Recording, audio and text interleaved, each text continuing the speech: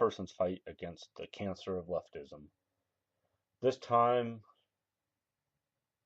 I was reading an article about gasoline taxes, and there is a debate in the state of Oregon right now about them. They, like many states, are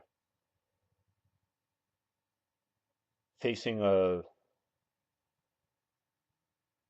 shortfall in their highway budget. So there's a debate about whether to raise gasoline taxes, charge a per mileage tax on how far a person drives, and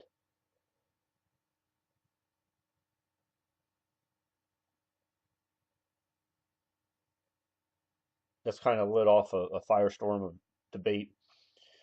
One thing that tends to get lost in these arguments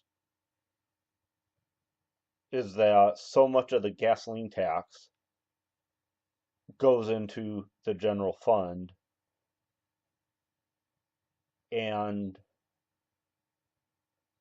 instead of stopping the flow of gasoline taxes into the general fund, they turn around and ask the taxpayers for more money. And that's a polite way of putting it because it's pretty much forced on people. The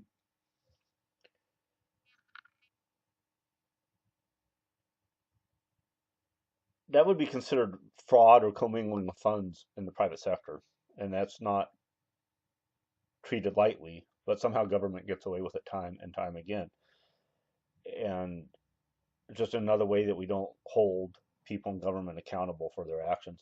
Now, there's this debate about charging a tax based on mileage driven rather than having a gasoline tax.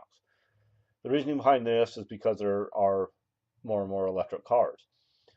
Those electric cars are a boondoggle in and of themselves because they would be there in the marketplace if there were a demand for them. And as such, they push these electric cars even though they're not marketable, which means they require a subsidy, which means there is money taxed from healthy sectors of the economy that function in the marketplace to fund something for which there is a limited or no market. Now, so I mean that's one aspect of this. One aspect of this that is problematic. Another is that people are saying, well, we don't want to discourage people from driving electric cars. Well, if people are driving electric cars and they're using them on public highways, they need to pay tax just like anyone else that drives on public highways. That becomes a privilege when one group that drives on public highways is taxed to pay for those highways and the other is not. And we've got to stop treating people that drive electric cars like they're some higher order of being. And I've realized this arguing about these electric cars. There are people that think they are competitive in the marketplace. If they were, they wouldn't need the subsidies. And criticizing Elon Musk is you'd be better off criticizing Jesus Christ among some people.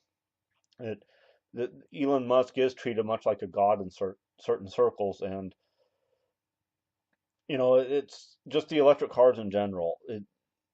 People don't seem to understand that when something requires a subsidy, you are really robbing one group to pay for another. And we we have to learn again in this country that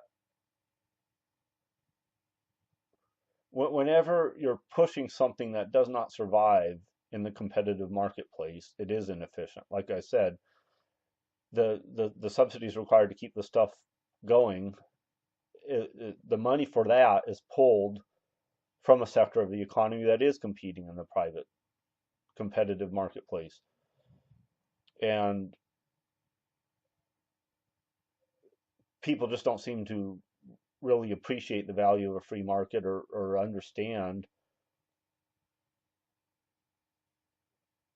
how they work, or why they're valuable.